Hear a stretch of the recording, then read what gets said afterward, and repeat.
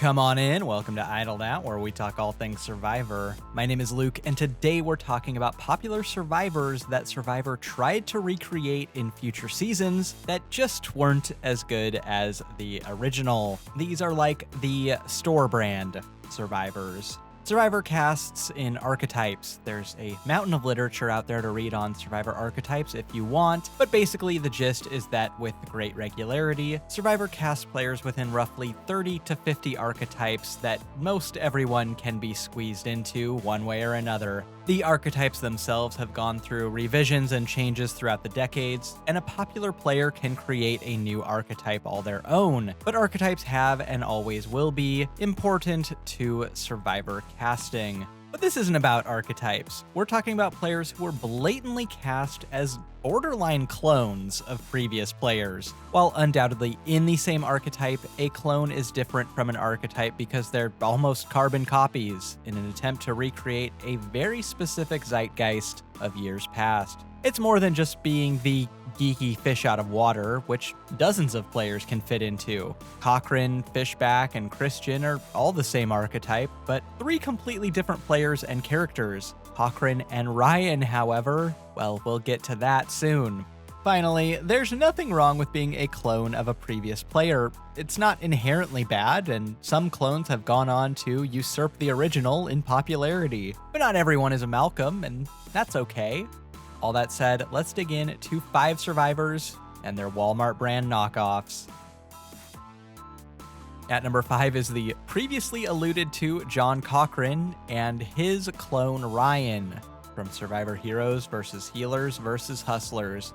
I would say that contemporarily Cochrane was the most popular player of the 20s. And while the Survivor Geek archetype has existed since the very early days, Cochrane's popularity set off a new wave of Survivor nerds on this show. Colton, Adam, Zeke, Jacob Derwin, there is a straight line between Cochrane and them. But there's only one Cochrane alike where Survivor went full Cochrane: Ryan Ulrich. There's being the geeky superfan, then there's being the geeky superfan self-deprecating confessional king in a memorable red upper body garment that is inappropriate for the jungle. This is literally, can I copy your homework? Yeah, just make sure you change some things around though. What really sells Ryan as a full-blown Cochrane clone for me though is that Cochrane's humor is defined by his witty self-deprecation, and Ryan has the exact same sense of humor. He pokes fun at himself, although Ryan has a cocky hedge to him that Cochrane wouldn't get until the second half of his second season.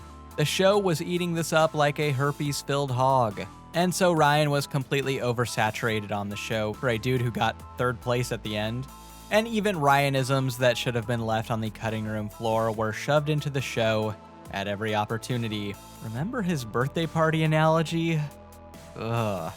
Unfortunately, that led to some pretty cruel and unnecessary internet hate for Ryan. Not like he can control the edit. In a Cochraneless world, I think Ryan resonates with the audience much better. But in our Cochrane-filled world, Ryan was never really able to escape that shadow with the audience. And there was always the sense that we've just kind of seen this before, but better. They were trying so hard to give us Cochrane again that I'm surprised Jeff just didn't call him Ulrich.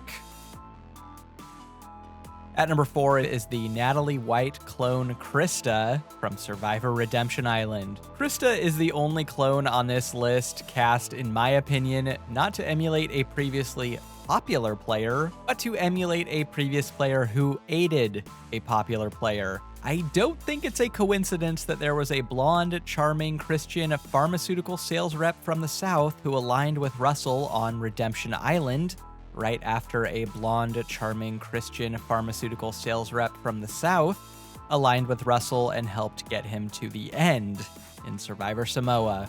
People always say that Ometepe was fixed to help Rob, but I disagree. They were just passive, and Rob found the only 2 people with brains and voted them out immediately. The real fix was on Zapatera. You've got to remember, Russell was CBS's golden boy at this time. This season wasn't even originally going to be Rob versus Russell. It was conceived as Richard Hatch versus Russell. So if they wanted to help anyone, it was Russell. America loved Russell. CBS loved Russell. 3 Hanses played on CBS's flagship reality shows a combined 6 times in 3 years. It was Hansapalooza, and I'm genuinely surprised that Sean Hans never got his shot on Survivor, or the rest of the Hans clan for that matter. You could do a whole season of Hanses probably.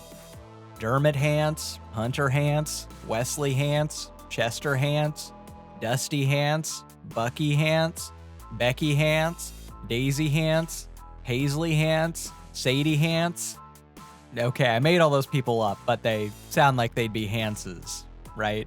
Whereas Natalie and Russell aligned quickly and made a good team because they filled in gaps the other was missing in their game.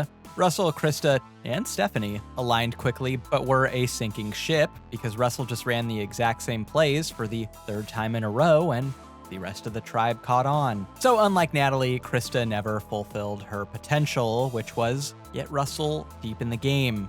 Wow, Krista, the least you could do is drag Russell to the end and destroy him at Final Tribal Council. Come on.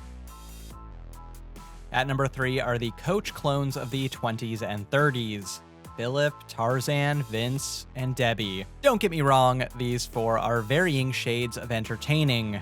But when you're copying Coach, I'll go on the record right now that Coach in Survivor Tocantins is the best casting this show's ever had or ever will have. Why not go further? Coach in Tocantins is the best reality television casting of all time, of any show. Literally everything he does or says this season is gold, and his visit to exile is the greatest moment in Survivor history. Coach 1.0 was simply lightning in a bottle. There's no other word for it. His bizarre combination of arrogance, insecurity, delusion, and sincerity produced the most unintentionally hilarious TV character of all time, and Survivor was chasing that high for like 15 seasons. First was Philip, the most blatant knockoff. Philip's eccentricities are fun at first, but the joke wears thin by episode 3 or 4 as he eats up more and more screen time, leaning into a joke he's clearly in on. If Coach is the room, Philip is Sharknado. It's not as fun when it's self-aware. Tarzan was next. He was just Coach, but old and with a thesaurus. They clearly didn't have as much faith in him as they did with Philip because they put him on a tribe with Troyzan, guaranteeing they'd bicker over who is the rightful Zan. Although his love for his wife is pretty cute. Then came Vince in Survivor Worlds Apart. They really were just like, okay, enough of these Coach alikes. Get us literal Coach, but just 5 years younger. Vince had the potential to be entertaining, but he left the game early.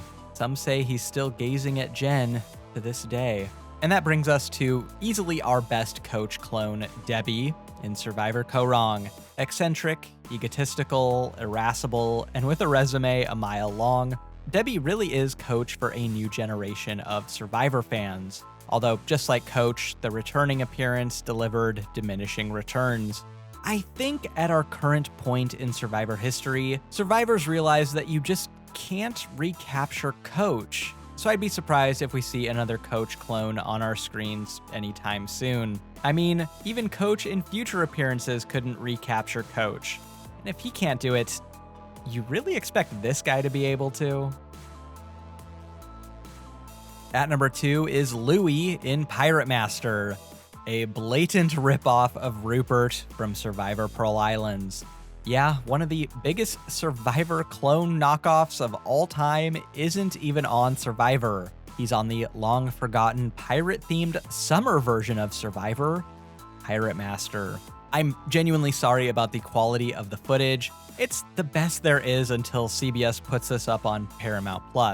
I'll do a full video on Pirate Master someday. Its rise and almost immediate fall is genuinely interesting and also pretty tragic. But what you need to know for this is that it's basically pirate-themed Survivor, but with an HOH-style ship captain who can reign for weeks or be overthrown.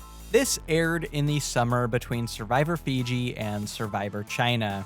At the time, there was sentiment in the fan communities that Survivor was kinda running out of steam. Ratings were falling, new gimmicks were getting introduced, Jeff was looking for new opportunities, and Pirate Master could be either a summer version of Survivor or a new replacement altogether. So, of course, in the inaugural and only season's cast, there's Louie. This guy, Louie, is like false advertising. Like, if you were just kinda half watching TV and saw a commercial for this show, you just think this is Rupert. They were genuinely trying to trick people. I mean, what was the theme of Rupert's first season?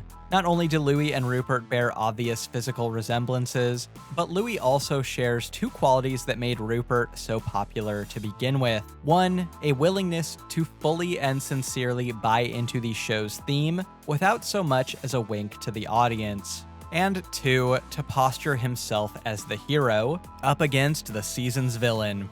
In this case, Joe Don, who was actually cast in Survivor Guatemala but moved over to Pirate Master after breaking his ankle and being unable to recover in time to film Survivor's 11th season.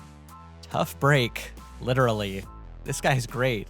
In another world where Pirate Master was a hit and not relegated to streaming off the janky CBS website halfway through the season, Louie probably follows the Rupert trajectory and plays on Pirate Master All-Stars, Pirate Master Heroes vs. Villains, and Pirate Master Blood vs. Water. Unfortunately, you've never heard of this show until 2 minutes ago, so we know how that turned out.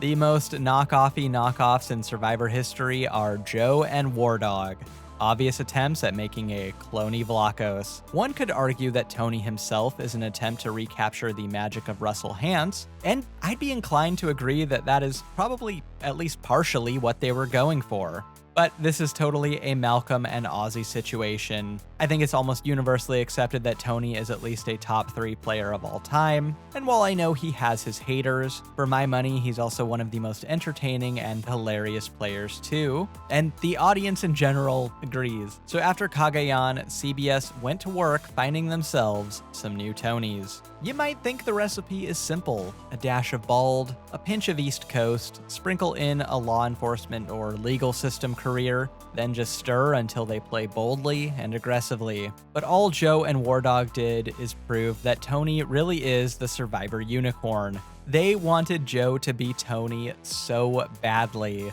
Look at how they tried to recreate the manic magic of the Tony Idol find from Cagayan's premiere in Triple H's second episode.